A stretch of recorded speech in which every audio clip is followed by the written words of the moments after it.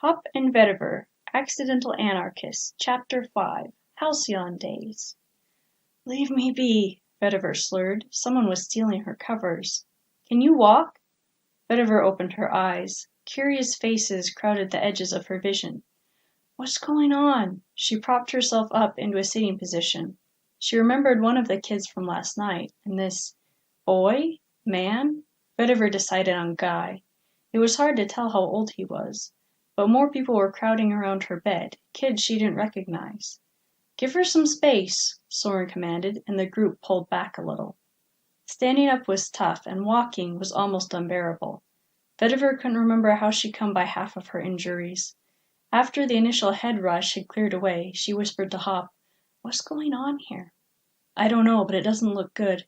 I thought it was some kind of human trafficking ring. Now I'm pretty sure it's a cult. Either way, we need to get out of here ASAP. They walked down the hallway to the kitchen, passing an empty room floored with thick mats. The children gathered around the table with plenty of pushing and noise. One of them, a dark, stocky teenage girl, was missing a leg and several fingers. The rules must be strict, Pop remarked. I doubt you'll last long if you stay. Are you sure about it being a cult? It doesn't seem like it. Everyone's being so noisy, Vetiver argued in a barely audible whisper. The kitchen door bumped open, and a tall man stooped to clear the doorway. He dropped a load of kindling beside the cooking stove with a clatter, then straightened up to greet Vetiver. Hello! He wore his dirty blonde hair in a long, wild mohawk, and his features were sharp and angular. I'm telling you it's a cult. That must be their leader, Hop said. I could see him cutting off that kid's fingers. He looks mean enough. Look, all the kids wear the same thing. Definitely culty. Vetiver glanced around. Everyone wore a white jacket over an assortment of leggings, jeans, shorts, or sweatpants. Soren was the exception, dressed in an army surplus RN uniform. It hurt to turn her head. We need to get out. It's only a matter of time before... Everyone, this is our newest student, Vetiver. She got here last night, pretty beat up. The tall man brushed wood chips from his jeans before offering Vetiver his calloused hand. You can call me Alan, Sensei. Where am I? I thought Soren told you last night. Maybe you were too worn out for it to stick. This is possibly the last Brazilian jiu-jitsu dojo in the former U.S., maybe even in the entire world. Like I said, I'm Alan Sensei, and this is Soren, our cook, janitor, and resident nurse, among other things. This is Davina, Jelani. He pointed at each child, though Vetiver knew she wouldn't remember anyone's name. Go ahead and eat, then we'll head out for training. Soren made a funny noise from behind Vetiver. Alan Sensei! What? Soren hurried over and said something too quiet for Vetiver to hear. Alan Sensei glanced at Vetiver, and she caught the words, Looks fine to me. One of the girls, was her name Kate? Beckoned Vetiver to the table and handed her a clay bowl filled with steaming purple amaranth. Vetiver forgot about everything else while she ate for the first time in nearly 24 hours. Hop tried to talk to her several times, but she ignored him. She only looked up when both her bowl and the kitchen were empty. After a few minutes, Soren stepped through the door and hefted a wicker basket of clean clothes from his hip to the table. Aren't I supposed to be doing something with the others? Vetiver asked. I asked Alan Sensei if you could stay and help me out instead. Do you know how to fold things? Kind of. Soren scooted the basket to her. You do that while I wash the breakfast dishes. The basket was full of simple rectangle dishcloths, but still Vetiver struggled. Her side and left shoulder panged every time she moved her arms, and she dropped items and had to refold them. By the time she'd finished 4 neat stacks of folded dishcloths, her neck and forehead were chilled with sweat. Soren was done with the dishes and helped her finish. What next? Vetiver asked. She tried to keep the weariness from her voice. You can go back to bed if you want. What are you going to do? Go to the room. There's a window in there and we can escape. Have you been paying any attention? Vetiver mouthed at Hop. What? Hop asked. But just then Soren answered Vetiver and she ignored Hop in favor of him. I think maybe I'll write a letter before I start making lunch, Soren said. Oh, your box works? Actually, no. Soren scratched the back of his head. It's really dumb, but I do it Not really for fun. I guess I do it because it's kind of therapeutic. I write letters to people I wish I could still talk to, but can't. He pulled a sheath of stationery and 2 knife-sharpened pencils from the top shelf of the pantry. Then I drop it in the box, even though nobody'll ever deliver it. You're welcome to join me if you want. Even though it's silly, it's something to do. And I guess it's good writing practice. Soren pushed a pencil and a sheet of paper to her. A spray of scarlet chrysanthemums was printed on the bottom right corner. Vetiver thought for a moment. This was a weird concept. Perhaps it was a grown-up thing. Yet she would rather hang out with Soren than listen to Hop's paranoid delusions alone all day. I can't get us out of here myself, Hop chafed, as if he could hear her thoughts. I want to stay here. I'm glad, said Soren. What are you thinking? Hop asked. Vetiver ignored him and began her letter. She considered writing to Cricket, but only for a moment. Remembering home made her sad.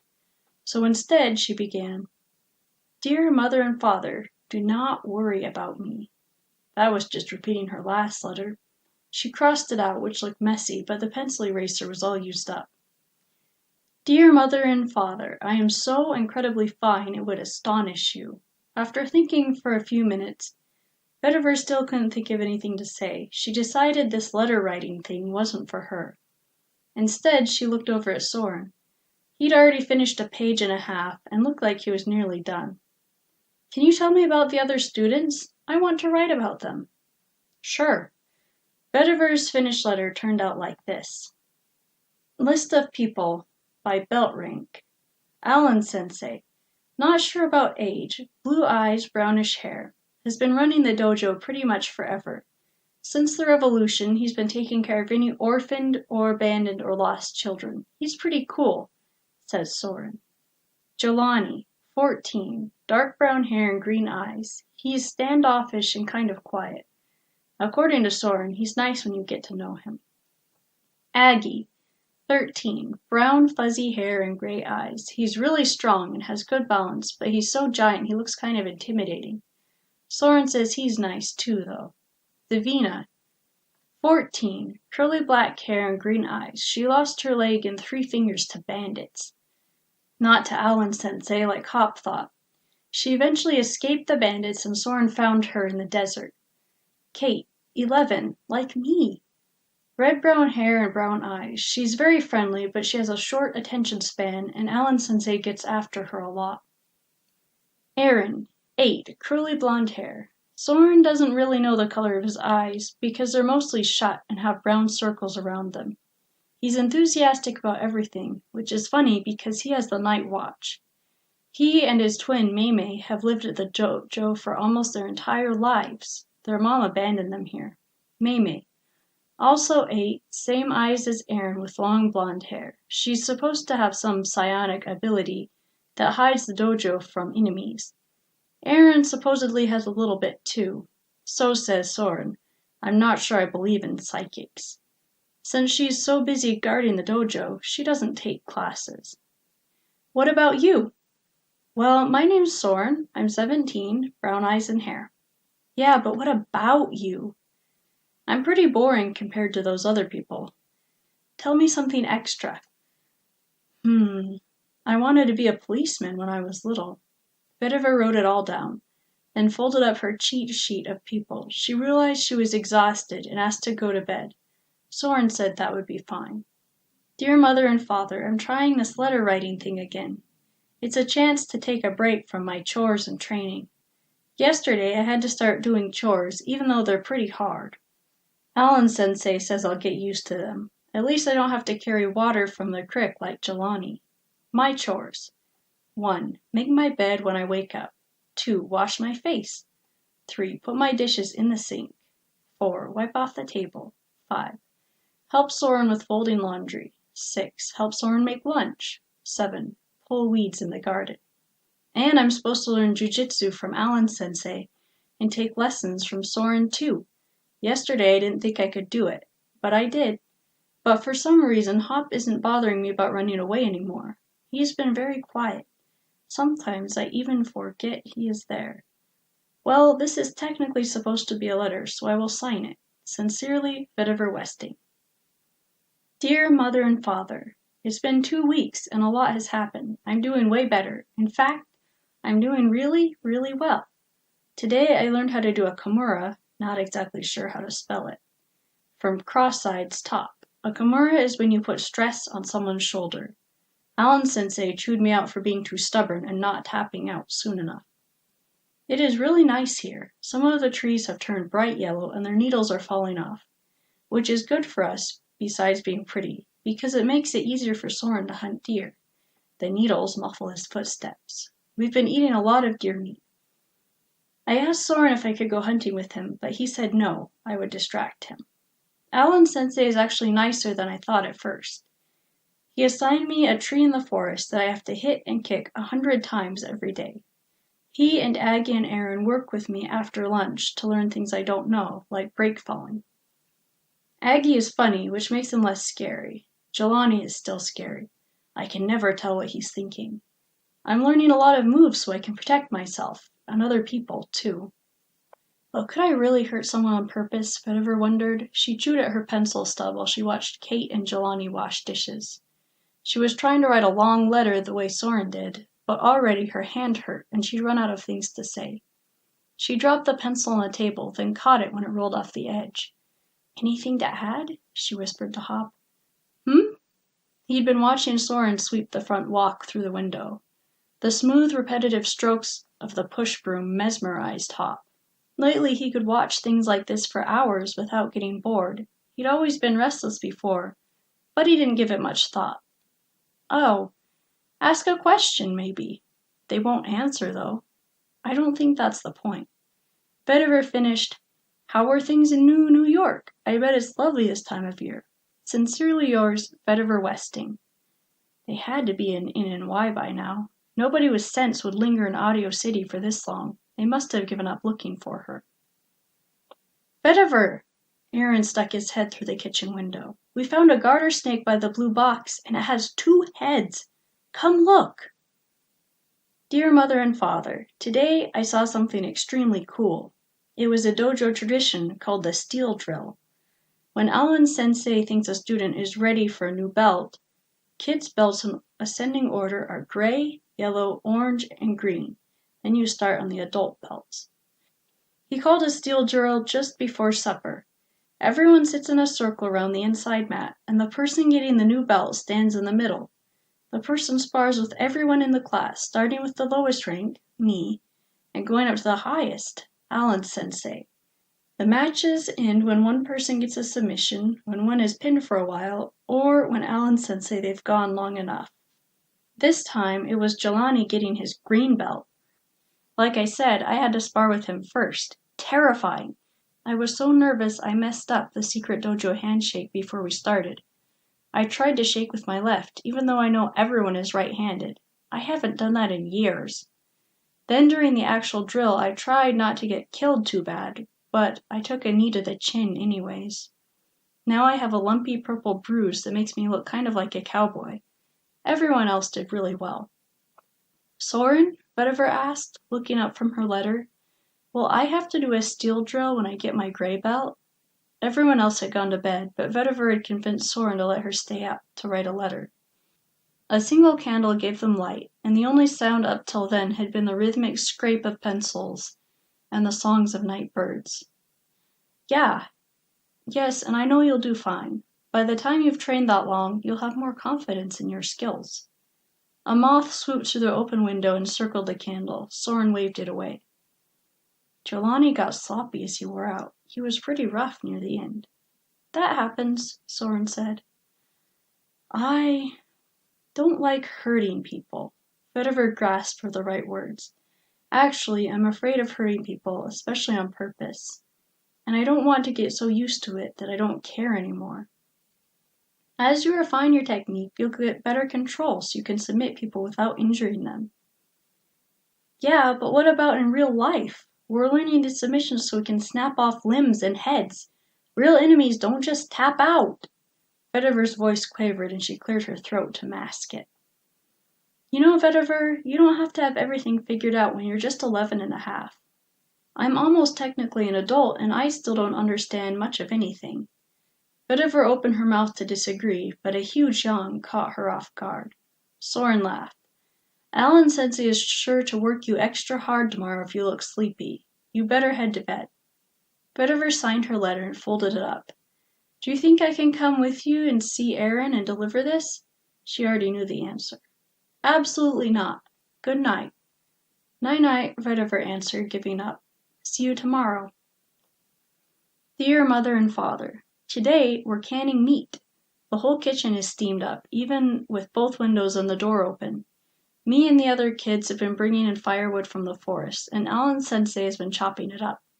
Jelani and Davina have been helping Soren in the kitchen by sterilizing jars, slicing and seasoning the meat, and watching the pressure cooker.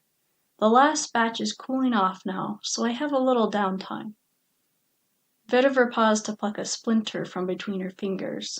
Late afternoon sunlight tinted the kitchen shades of honey and burnt orange. Soren was tidying up after a busy day. I wonder how you're doing in New York. Is it getting chilly there yet? We've been shutting the window at night in our room to keep warm. I've heard there are a lot of leafy trees there. I bet it's like a fireworks show. I bet you stand outside on the balcony of your apartment and admire the sunset. Hopefully you are doing good. Sincerely, Vetiver Westing. Soren, she asked, do you need me any more? I think I'll send this and go say hi to Maymay, if you don't. Soren wiped his pruny hands on a dish towel and surveyed the kitchen. Yeah, I think we're just about done here. Just don't forget to kick your tree. Okay, Vetiver dated and folded her letter, swung her legs over the bench, and headed out. Her arms and legs were sappy and sore from working all day, and her feet felt scraped and hot from climbing over boulders without shoes.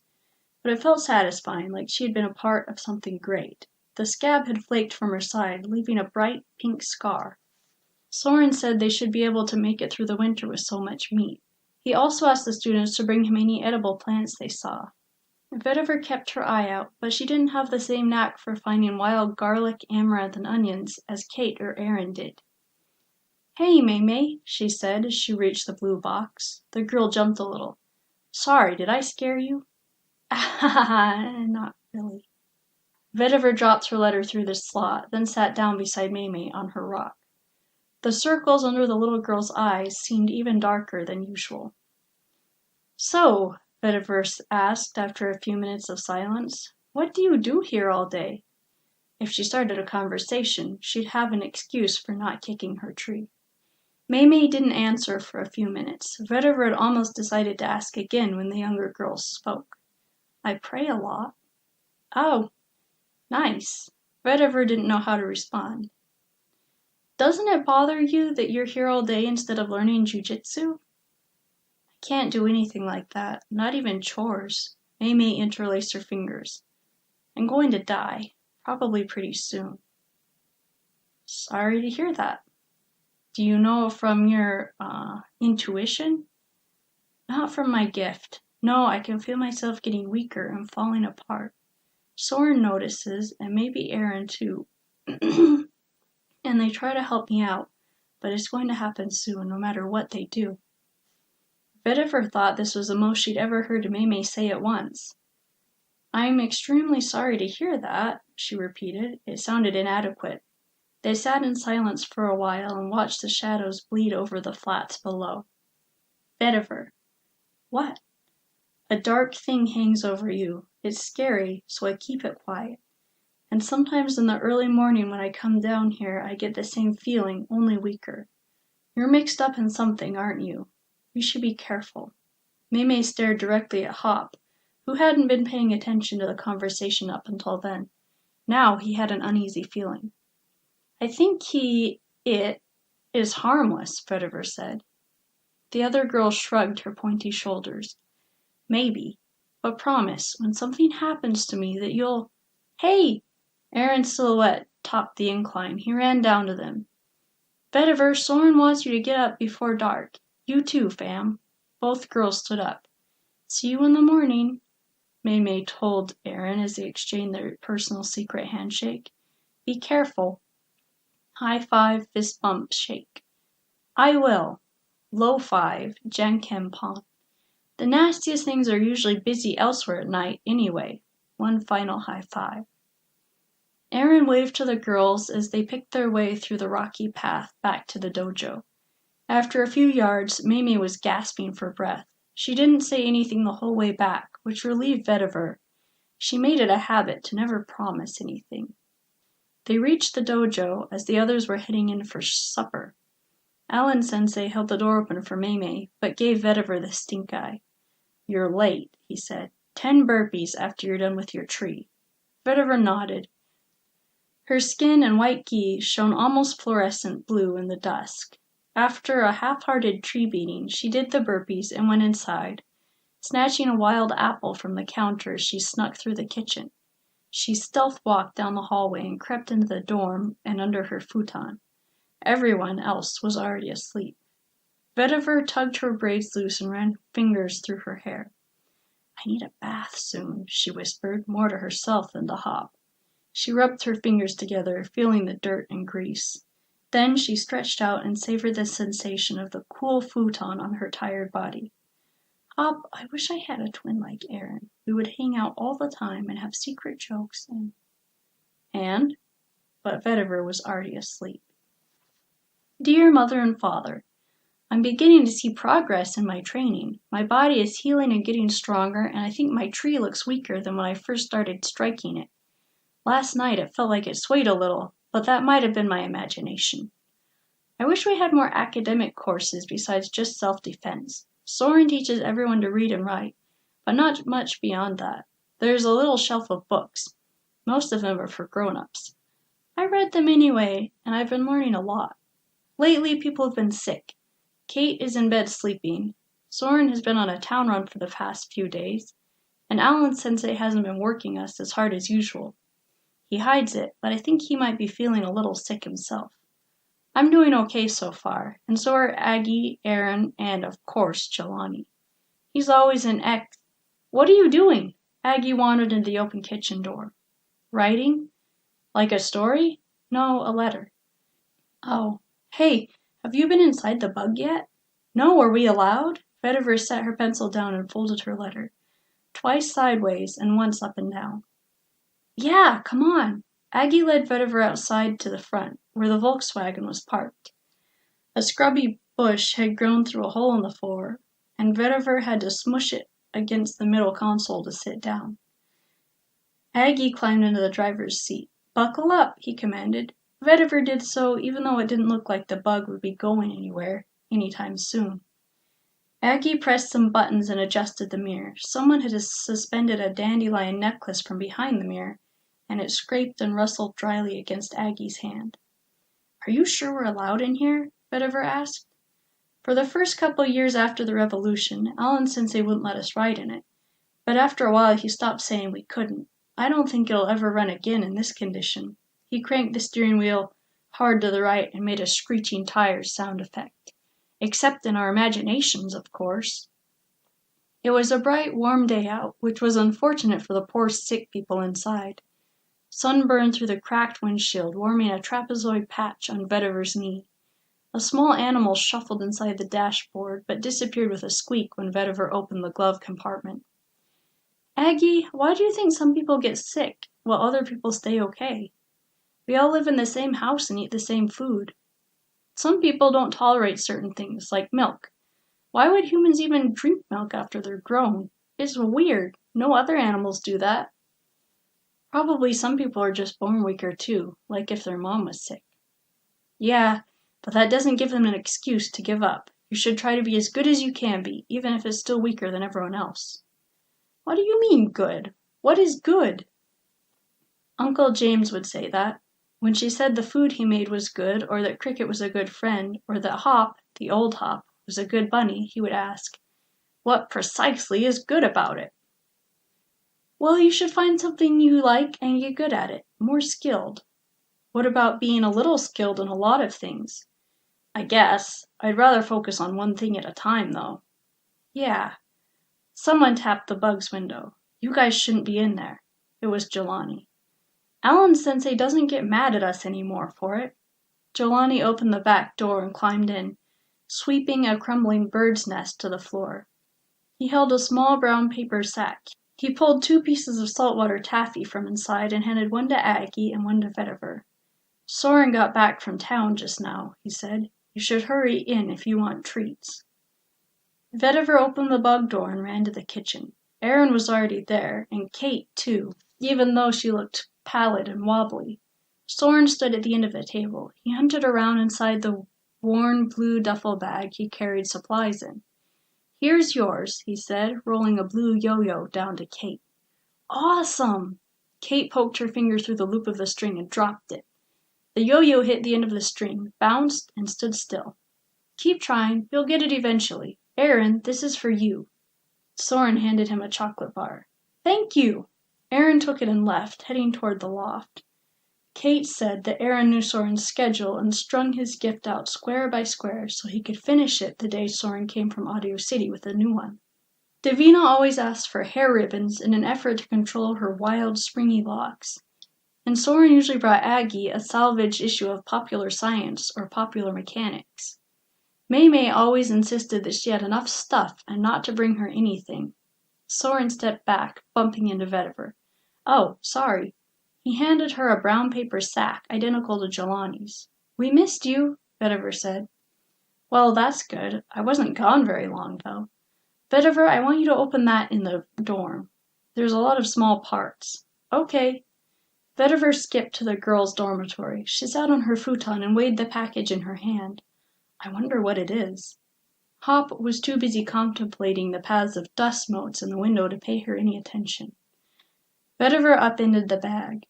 There were 6 colored pencils, a ballpoint pen that read Ken Garf Credit Union in orange down the side, and a plastic-wrapped block of blue stationery with a snowflake pattern down one side. Wow!